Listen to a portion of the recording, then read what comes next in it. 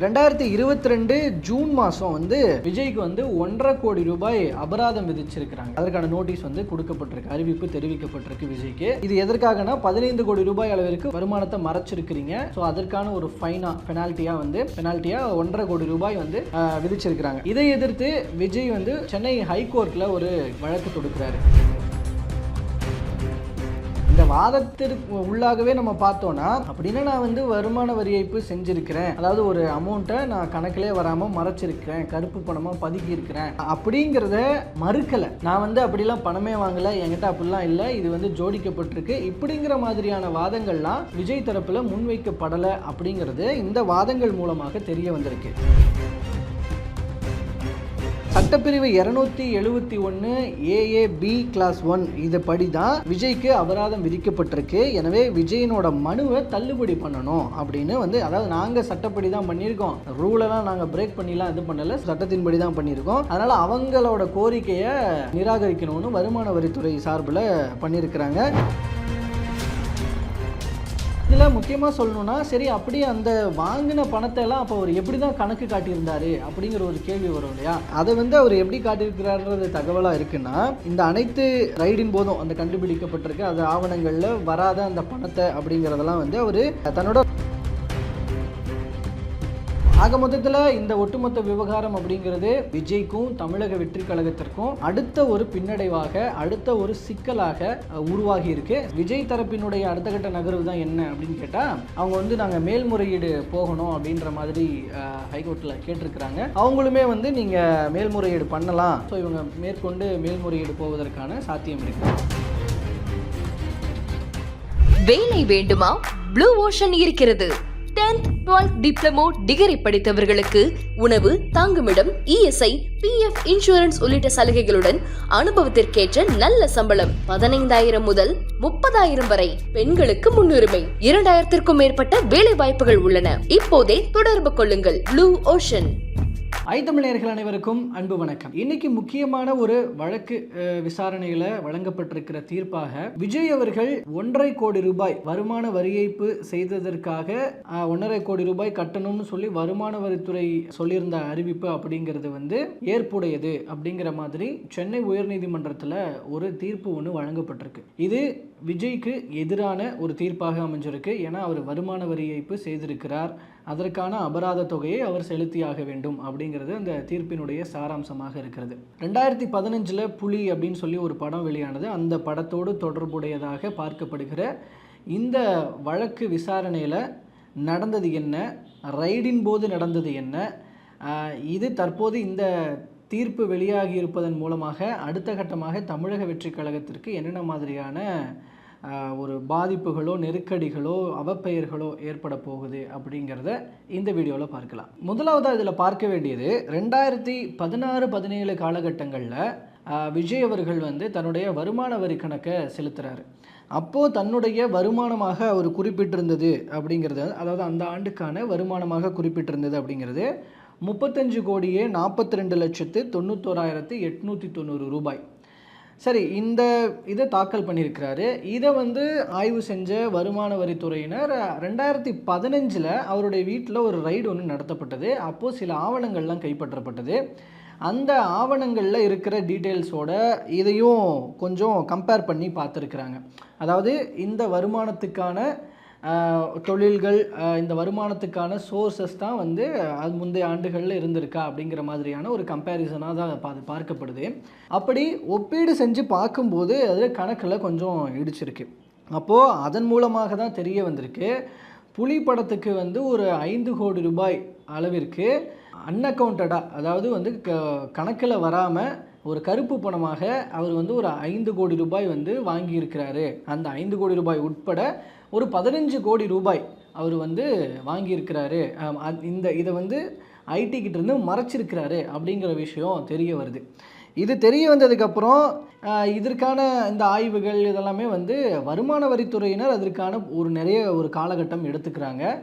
இது 2019க்குள்ள ஒருவேளை இதில் வந்து வருமானத்திற்கு அதிகமாக சொத்து இருக்கிறது, அதனால் இதுக்கு உங்களுக்கு அபராதம் விதிக்கிறோம் அப்படிங்கிற மாதிரியான ஒரு அறிவிப்பெல்லாம் ஐடி சைட்லேருந்து கொடுத்துருக்கணும்னா அது ஒரு 2019 அந்த காலகட்டத்துக்குள்ளே கொடுத்துருக்கணும் அப்படின்ற ஒரு விஷயம் இருக்கிறத. ஏன்னா இப்போ விஜய் தரப்பில் இதை மேற்கோள் காட்டுறாங்க. ஸோ இதில் வருமான வரித்துறையினர் என்ன பண்ணாங்க அப்படின்னா அந்த 2019க்குள்ளே அவங்க கொடுக்கல. 2022 ஜூன் மாதம் வந்து விஜய்க்கு வந்து 1.5 கோடி ரூபாய் அபராதம் விதிச்சிருக்கிறாங்க. அதற்கான நோட்டீஸ் வந்து கொடுக்கப்பட்டிருக்கு, அறிவிப்பு தெரிவிக்கப்பட்டிருக்கு விஜய்க்கு. இது எதற்காகனா 15 கோடி ரூபாய் அளவிற்கு வருமானத்தை மறைச்சிருக்கிறீங்க. ஸோ அதற்கான ஒரு பெனால்ட்டியாக 1.5 கோடி ரூபாய் வந்து விதிச்சிருக்கிறாங்க. இதை எதிர்த்து விஜய் வந்து சென்னை ஹைகோர்ட்டில் ஒரு வழக்கு தொடுக்கிறாரு. அதாவது இந்த வழக்கில் விஜய் தரப்பில் வைக்கப்பட்டிருக்கிற முக்கியமான வாதம் அப்படிங்கிறது நான் முன்னாடியே சொன்னது போல் 2019க்குள்ளே, அதாவது நடிகர் விஜய்க்கு அபராதம் செலுத்த கோரி 2019ஆம் ஆண்டு ஜூன் மாதத்திற்கு முன்னதாகவே உத்தரவு பிறப்பித்திருக்க வேண்டும். ஆனால் கால வரம்பை மீறி வருமான வரித்துறை 2022ஆம் ஆண்டு நோட்டீஸ் வழங்கியது. இதனால் இந்த அபராத தொகை ரத்து செய்யணும் அப்படின்னு சொல்லி தான் விஜய் தரப்பில் முக்கியமான ஒரு வாதம் முன்வைக்கப்படுது. இந்த வாதத்திற்கு உள்ளாகவே நம்ம பார்த்தோன்னா, அப்படின்னா நான் வந்து வருமான வரி ஏய்ப்பு செஞ்சுருக்கிறேன், அதாவது ஒரு அமௌண்ட்டை நான் கணக்கிலே வராமல் மறைச்சிருக்கிறேன், கருப்பு பணமாக பதுக்கி இருக்கிறேன் அப்படிங்கிறத மறுக்கலை. நான் வந்து அப்படிலாம் பணமே வாங்கலை, என்கிட்ட அப்படிலாம் இல்லை, இது வந்து ஜோடிக்கப்பட்டிருக்கு, இப்படிங்கிற மாதிரியான வாதங்கள்லாம் விஜய் தரப்பில் முன்வைக்கப்படலை அப்படிங்கிறது இந்த வாதங்கள் மூலமாக தெரிய வந்திருக்கு. ஆக நீங்கள் 2019லேயே வந்து நீங்கள் சொல்லியிருக்கணும் அப்படின்னு சொல்லும் பொழுது இதை வந்து இந்த அபராதத்தை ரத்து பண்ணுங்க அப்படின்னு கோருறாங்க. இதுவே வருமான வரித்துறையினர் என்ன பண்ணுறாங்க அப்படின்னா, சட்டப்பிரிவு 271 AAB கிளாஸ் 1 இது படி தான் விஜய்க்கு அபராதம் விதிக்கப்பட்டிருக்கு. எனவே விஜயனோட மனுவை தள்ளுபடி பண்ணணும் அப்படின்னு வந்து, அதாவது நாங்கள் சட்டப்படி தான் பண்ணியிருக்கோம், ரூலெல்லாம் நாங்கள் பிரேக் பண்ணிலாம் இது பண்ணலை, சட்டத்தின்படி தான் பண்ணியிருக்கோம், அதனால் அவங்களோட கோரிக்கையை நிராகரிக்கணும்னு வருமான வரித்துறை சார்பில் பண்ணியிருக்கிறாங்க. இந்த வழக்கு ஆக்சுவலி ஆரம்பத்திலிருந்து நீதிபதி செந்தில்குமார் ராமமூர்த்தி அவர்கள் தான் இதை விசாரிச்சுட்டு வந்திருந்தார். இது எல்லா தரப்பு வாதங்களையும் இந்த ஹியரிங்க்கு, அதாவது இன்று தீர்ப்பு வழங்கப்பட்டிருக்குல்ல, இதுக்கு முன்னாடி ஹியரிங்கில் எல்லாமே கன்க்ளூட் ஆகிடுச்சு. ஸோ தீர்ப்பு வந்து வழங்கப்படணும் இன்றைய தேதிக்கு சொல்லியிருந்தாங்க. ஸோ இன்றைய தேதியில் நீதிபதி அவர்கள் என்ன சொல்லியிருந்தார் தீர்ப்பில் அப்படின்னு பார்த்தீங்கன்னா, வருமான வரி சட்டத்தின் 263வது பிரிவின் கீழ் நிர்ணயிக்கப்பட்ட காலக்கெடுவுக்குள் தான் வருமான வரித்துறை அனுப்பியுள்ளது அப்படிங்கிற ஒரு விஷயத்தை சொல்லியிருக்கிறதாக தகவல் வெளியாகியிருக்கு. நோட்டீஸ் வழங்கப்பட்டதில் எந்த குறைபாடும் இல்லை, வருமான வரித்துறையினர் செஞ்சது சரிதான் அப்படிங்கிற விஷயத்தை சொல்லியிருக்கிறாங்க. அது மட்டும் இல்லாமல் வருமான வரித்துறையின் உத்தரவுக்கு எதிராக விஜய் தாக்கல் செஞ்ச மனுவை தள்ளுபடி பண்ணியிருக்கிறாங்க. ஸோ இப்போ இந்த விஷயத்தில் நான் முக்கியமாக முன்கூட்டியே சொன்னது போல் இம்பார்ட்டன்ட் பாயிண்ட் என்ன, வாதங்கள் என்ன முன்வைக்கிறாங்க, அது வந்து ரொம்ப இம்பார்ட்டண்ட்டான ஒரு விஷயம். அப்போ அதில் நாங்கள் எங்களோட வருமானத்தை மறைக்கவே இல்லை, நாங்கள் கருப்பு பணமாக எதையும் பதுக்கலை அப்படின்னு சொல்லி எந்த பாயிண்ட்ஸும் இருந்த மாதிரியே தெரியல. இவங்க வந்து நீங்கள் முன்கூட்டியே இதை சொல்லியிருக்கணும், நீங்கள் டைம் தாண்டி வந்து அபராதம் இது எங்களுக்கு நோட்டீஸ் அனுப்புகிறீங்க, அபராதம் சொல்கிறீங்க அப்படிங்கிறது தான் இவங்க மெயின் விஷயமாக இருக்குது. அப்படின்னா அவங்க தப்பு பண்ணதை ஒத்துக்கிறாங்க அப்படிங்கிறது தான் இந்த வாதங்கள் மூலமாகவே தெரிய வருது. அப்போ தப்பு பண்ணதை ஒத்துக்கிட்டாங்க அப்படின்ற போது அதை எப்படி சட்டம் பார்த்து கொண்டிருக்கும் அப்படிங்கிறது தான் இங்கே ஒரு முக்கியமான ஒரு கேள்வி. அதன் அடிப்படையில் தான் இந்த தீர்ப்பு வழங்கப்பட்டிருக்கு அப்படின்றதையும் புரிஞ்சிக்க முடியுது. இதில் முக்கியமாக சொல்லணுன்னா, சரி அப்படியே அந்த வாங்கின பணத்தை எல்லாம் அப்போ அவர் எப்படி தான் கணக்கு காட்டியிருந்தார் அப்படிங்கிற ஒரு கேள்வி வரும் இல்லையா, மறைச்ச பணத்துக்கெலாம் எப்படி கணக்கு வருது அப்படின்றத, அதை வந்து அவர் எப்படி காட்டியிருக்கிறாருன்றது தகவலாக இருக்குன்னா, இந்த அனைத்து ரைடின் போதும் அந்த கண்டுபிடிக்கப்பட்டிருக்கு அது ஆவணங்களில் வராத அந்த பணத்தை அப்படிங்கிறதெல்லாம் வந்து அவர் தன்னோட ரசிகர் மன்றத்துக்கு செலவு செஞ்சதாக கணக்கு காட்டி குழப்ப முயற்சிக்கிறாரு. அதுவும் ஒவ்வொரு வருஷமும் இதை பண்ணியிருக்கிறதாக தகவல்கள் இருக்குது. அப்போது நான் இந்த மாதிரி ரசிகர் மன்றத்தில் அது கொடுத்தேன் இது கொடுத்தேன், இப்போ தாவேக்காவினர் உட்காந்து சொல்லிட்டு இருக்கிறாங்களே, அவர் குழந்தைங்களுக்கு நிறைய லேப்டாப் கொடுத்துருக்காரு, கம்ப்யூட்டர் கொடுத்துருக்காரு, புக்ஸு கொடுத்துருக்காரு, இது மாதிரி ஏகப்பட்ட பேருக்கு உதவிகள் பண்ணியிருக்கிறாரு அப்படின்ற விஷயங்கள்லாம் இதெல்லாமே தன்னுடைய கருப்பு பணத்தை மறைச்சி வச்சுருக்கிறதுல சும்மா ஒரு பங்கில் ஏதோ ஒரு விஷயம் செஞ்சுட்டு நான் ஒட்டுமொத்தத்துக்கும் நான் இதெல்லாம் செஞ்சேன், என்னோடய வருமானத்தில் நான் இது ஒரு பங்கு இது செஞ்சேன் அப்படின்ற மாதிரிலாம் காட்டுறதுக்காக தான் இதெல்லாம் பண்ணியிருக்கிறாரோ அப்படிங்கிறதுலாம் வந்து இப்போது இந்த மாதிரியாக தகவல்கள் வெளியாவது மூலம் அது பின்னணியில் வந்து கொஞ்சம் சந்தேகிக்கப்படுது, இப்படி தான் புரிஞ்சிக்கப்படுது. ஆக மொத்தத்தில் இந்த ஒட்டுமொத்த விவகாரம் அப்படிங்கிறது விஜய்க்கும் தமிழக வெற்றி கழகத்திற்கும் அடுத்த ஒரு பின்னடைவாக, அடுத்த ஒரு சிக்கலாக உருவாகி இருக்கு. சரி, இதில் அடுத்து இந்த இப்போ தீர்ப்பு இன்றைக்கி இப்படி வெளியாயிடுச்சு. அடுத்து விஜய் தரப்பினுடைய அடுத்த கட்ட நகர்வு தான் என்ன அப்படின்னு கேட்டால், அவங்க வந்து நாங்கள் மேல்முறையீடு போகணும் அப்படின்ற மாதிரி ஹைகோர்ட்டில் கேட்டிருக்கிறாங்க. அவங்களுமே வந்து நீங்கள் மேல்முறையீடு பண்ணலாம், நீங்கள் அதுக்குண்டான தீர்ப்பாயத்தை அணுகுங்க அப்படின்ற மாதிரியான அறிவுறுத்தல்களை வழங்கியிருக்கிறாங்க. ஸோ இவங்க மேற்கொண்டு மேல்முறையீடு போவதற்கான சாத்தியம் இருக்கிறது. இது தொடர்பாக இப்போ இன்றைக்கி செங்கோட்டையன் அவர்கள்கிட்ட ஒரு கேள்வி ஒன்று கேட்கப்படுது, இப்படி தீர்ப்பு வந்திருக்கே அப்படின்னு.